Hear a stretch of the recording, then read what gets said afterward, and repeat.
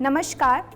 आज का session high BP के बारे में है। इसे हम हाइपरटेंशन भी कहते हैं। आज मैं आपको बताऊंगी कि हाई बीपी क्या होता है और क्यों होता है। हाई बीपी के कुछ मुख्य कारण हो सकते हैं, जैसे कि आपकी फैमिली हिस्ट्री में किसी को हाई बीपी हो, आप मसालेदार और तला हुआ भोजन खाते हों, आपका वेट ज़्यादा हो, आप स्मोकिंग करते हों। तनाव यानी स्ट्रेस इस बीमारी का मुख्य कारण है। ब्लड यानी रक्त और प्रेशर यानी दबाव। इसका अर्थ हुआ जब ब्लड वेसल्स पर ज़रूरत से ज़्यादा रक्त का दबाव होता है तो आपको हाइपरटेंशन की शिकायत होती है। इसके कुछ प्रमुख लक्षण होते हैं। आपको बहुत ज़्यादा पसीना आना, सिर दर्द रहना, या अगर आपकी सांस फूलती है तो आप अपना बीपी ज़रूर चेक करवा सकते हैं। तो आइए जानते हैं योग के द्वारा बीपी को कैसे नियंत्रित किया जा सकता है। आज जो आसन हम करने वाले हैं वो आप 3 से 4 बार हफ्ते में दोहरा सकते हैं। सबसे पहला आसन हम ताड़ासन करेंगे। ताड़ासन के लिए अपनी मैट पर सीधे खड़े हो जाएं। दोनों पैरों में 1 से 1.5 फीट का अंतर। दोनों हाथों को सामने लेकर आएं और फिंगर्स को इंटरलॉक करें। श्वास भरते हुए दोनों हाथों को ऊपर लेकर जाएं।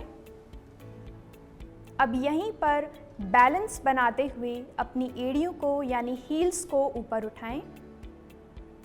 बने रहें, कुछ देर होल्ड करें। लास्ट 5, 4, 3,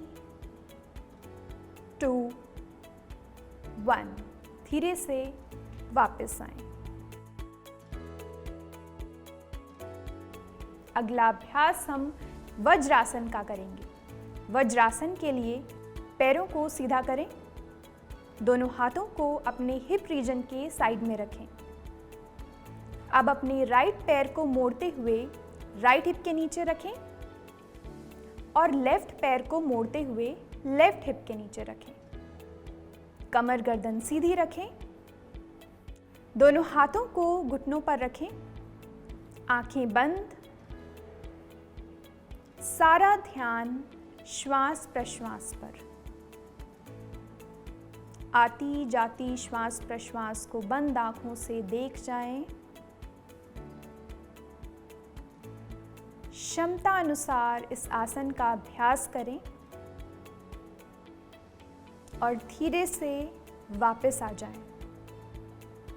इस आसन को आप खाने के तुरंत बाद भी कर सकते हैं। अब हम शीतली प्राणायाम का अभ्यास करेंगे। शीतली प्राणायाम के अभ्यास के लिए आप अपनी मैट पर किसी भी आरामदायक आसन में बैठ जाएं। दोनों हाथों को ज्ञान मुद्रा में रखें। आंखें बंद करें। अपनी जीभ को बाहर निकालें और ट्यूब की तरह मोड़कर अपनी जीभ से श्वास भरें। श्वास भरते हुए ठंडक का एहसास करें। अपनी जीभ को अंदर लेकर जाएं और धीरे धीरे अपनी नासिका से श्वास बाहर करें।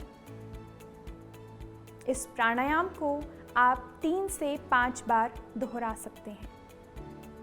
शीतली प्राणायाम करने से आपकी बॉडी का टेम्परेचर कूल डाउन होता है, जो आपकी स्ट्रेस और घबराहट को कम करता है। शीतली प्राणायाम उन लोगों को नहीं करना जिन लोगों को कफ, खांसी या जुकाम की शिकायत रहती है, वो इस प्राणायाम का अभ्यास ना करें। ये सभी आसन और प्राणायाम करने से आपका बीपी नियंत्रित रह सकता है।